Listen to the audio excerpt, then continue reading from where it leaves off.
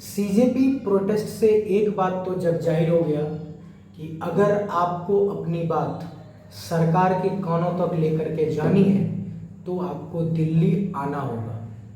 और मैं ऐसा इसलिए बोल रहा हूँ क्योंकि कुछ दिन पहले 30 से 40 दिनों तक का चला पेपर लीक आंदोलन जो सीजेपी कॉकरोच जनता पार्टी ने जंतर मंतर में किया था और जिसका परिणाम था शिक्षा मंत्री का इस्तीफा, वही पेपर लीक, वही सिनेरियो, वही सिचुएशन दोबारा से घटित हुआ है। लेकिन इस बार जो आंदोलन है वो झारखंड में है, झारखंड यानी कि रांची शहर में है। और इस बार जेपीएससी का जो पेपर लीक हुआ है उस चीज को लेकर के है। पिछले एक हफ्ते से ये आंदोलन चल रहा है झारखंड में, लेकिन इसकी खबर ना तो सरकार तक है और ना ही कुछ छात्रों तक है जो कुछ दिन पहले जंतर मंतर में ये बोल रहे थे कि ये सरकार देश को बेच रही है, शिक्षा व्यवस्था खराब है। ना ही वो नीली घाघरी वाले लोग दिख रहे हैं, ना ही वो प्रोटेस्ट के दीवाने दिख रहे हैं, ना ही केजरीवाल का कोई ट्वीट आ रहा है, ना ही कांग्रेस पार्टी दिख रही है और ना ही वो चंद्रशेखर आजाद दिख रहा है। ना ही कोई यूट्यूबर दिख रहा है, ना ही कोई इन्फ्लुएंसर दिख रहा है जिसको देश के पेपर लीक से बहुत दुख पहुंचा था, उसमें से कोई भी नहीं दिख रहा है। एक बात जो सत्य हुई है वो यह है कि अगर पेपर लीक बीजेपी के अलावा किसी दूसरे राज्य में हुआ है तो उस पेपर लीक का कोई मतलब नहीं है, वो एक सही पेपर लीक माना जाएगा।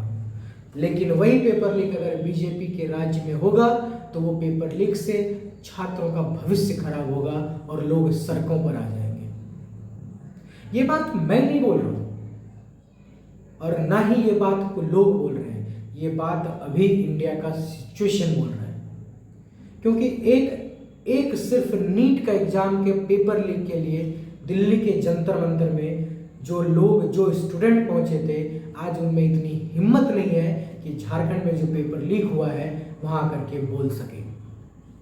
उनके अंदर इतना कलेजा नहीं है कि वो इस झारखंड के पेपर लीक के विरोध में कुछ आवाज उठा सके। क्योंकि उनका प्रोपेगेंडा एक ही रहता है कि मोदी को हटाना है, बीजेपी जहां भी काम करेगी वो झूठ फैलेगा। लेकिन वहीं पंजाब, कर्नाटका, तेलंगाना, झारखंड जैसे शहरों में पेपर लीक के बाद उनके जुबान से एक शब्द बाहर नहीं आता है। उनको स्टूडेंट की कोई फिक्र नहीं होती है। जिस स्टूडेंट की फिक्र के लिए सोनम वांगचुक लद्दाख से, म्यांमार से यहाँ आ गया था दिल्ली जंतर मंतर प्रोटेस्ट के लिए, भूख हड़ताल के लिए, आज वो सोनम वांगचुक गायब है। जिस पेपर लीक के लिए अभिजीत दीपके अमेरिका से इंडिया आ गया था, आज वो अभिजीत दीपके सिर्फ ये बोल रहा है कि बीजेपी क्यों ना उन बच्चों के ऊपर से केस वापस ले रही है। जिस पेपर लीक के लिए मनीष सिसोदिया ने ये बोला था कि ये भाजपा का पतन है, आज वो मनीष सिसोदिया अपने ट्विटर अकाउंट को बंद करके कहीं गायब हो गया है। और आज वो केजरीवाल जिसने बोला था कि ये स्टूडेंट की जीत है, या ना तो उनके वो स्टूडेंट दिख रहे हैं और ना ही वो केजरीवाल दिख रहा है, ना ही वो चंद्रशेखर आजाद जी दिख रहा है जो मंच पे आकर के बोल रहा था कि स्टूडेंट का प्रोटेस्ट मेरा प्रोटेस्ट है, मैं भीमराव अंबेडकर के इस संविधान को बचाने निकला हूं। आज वो संविधान की बत्ती बन गई है, कोई नहीं आ रहा है सामने। क्यों? क्योंकि इन शहरों में, इन राज्यों में जो सरकार है वो बीजेपी की नहीं है। इन शहरों, इन राज्यों में एक चोर से शासित प्रदेश चल रहा है, जिसके कारण यहाँ सारे चोर इकट्ठे नहीं हो पा रहे हैं। किसी के अंदर ना ही वो अभिजीत दीपके, ना ही वो कांग्रेस, ना ही वो आप, ना ही केजरीवाल, ना ही चंद्रशेखर, ना ही वो लिब्रांडो और ना ही वो तथाकथित नीले घाघरे वाले लोग, ना ही यूट्यूबर, ना ही इन्फ्लुएंसर, किसी के कलेजे में इतनी हिम्मत नहीं है कि इस प्रोटेस्ट को वो दिखा सके।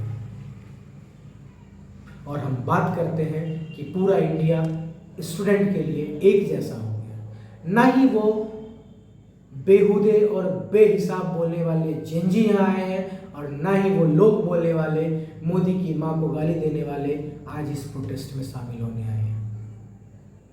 ना ही वो 14 साल और 15 साल के बच्चे जिन्होंने उस जंतर मंतर में भद्दी भद्दी टिप्पणियां की थी, ना ही वो लोग दिख रहे हैं और ना ही वो जेंजी बच्चों की अल्फामाएँ दिख रही हैं जो धर्मेंद्र प्रधान के इस्तीफे को लेकर के सड़कों पे उतर गई थी।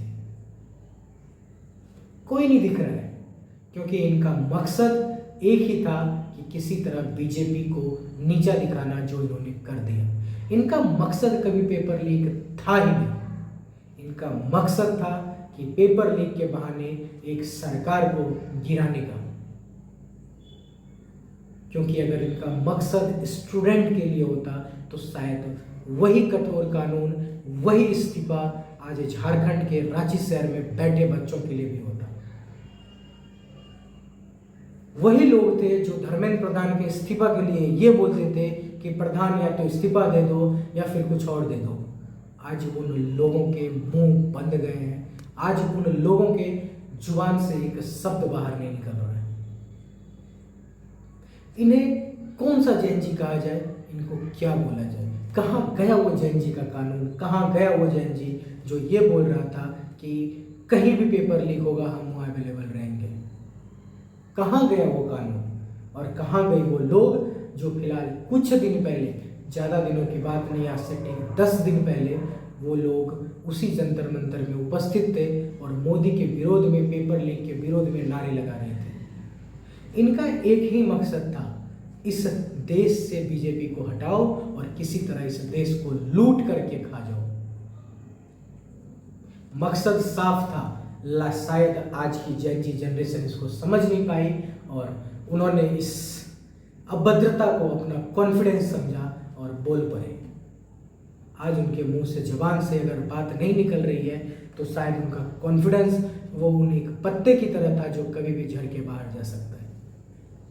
वो अभिजीत टिपके जो सिर्फ नीट पेपर लीक के लिए संविधान हाथ में यूं फैला करके एयरपोर्ट से बाहर निकला था, आज वो एक शब्द नहीं बोल रहा है पेपर लीक को लेकर के। इनका मकसद साफ है, लेकिन शायद हम इस देश के कुछ लोग हम समझ नहीं पाते हैं कि मकसद आखिर क्या है, और हमें लगता है कि अभी की जो सरकार है वो गलत है। मैं अभी यही बोलूँगा, जितना हो सके इस झारखंड के प्रोटेस्ट में शामिल हुई स्टूडेंट के साथ, क्योंकि जो झारखंड में स्टूडेंट बैठे हैं वो भी वही विद्यार्थी हैं, वो भी वही स्टूडेंट हैं जो उस जंतर मंतर में बैठे हुए थे। जेपीएससी भी वही एग्जाम है, इसकी भी तैयारी वैसे ही की जाती है जैसे नीट की तैयारी की जाती है। और एक सिंपल सा रूल है, अगर नीट की परीक्षा के बाद, पेपर लीक के बाद शिक्षा मंत्री का इस्तीफा हुआ है तो हर उस शहर, हर उस राज्य का शिक्षा मंत्री इस्तीफा देगा जहां भी पेपर लीक होता है। और अगर आज की जेन जी जनरेशन को ये समझ में नहीं आती है तो धिक्कार है तुम्हारे उस अभद्रता पर जो तुमने हमारे देश के प्रधानमंत्री के विरुद्ध में बोला था। धिक्कार है तुम्हारी माँ की उस परवरिश पर जो तुमने सड़कों पे निकाला था, और धिक्कार है तुम्हारे उस बाप की परवरिश पर जिसने तुम्हें ये बोलने के लिए सिखाया था।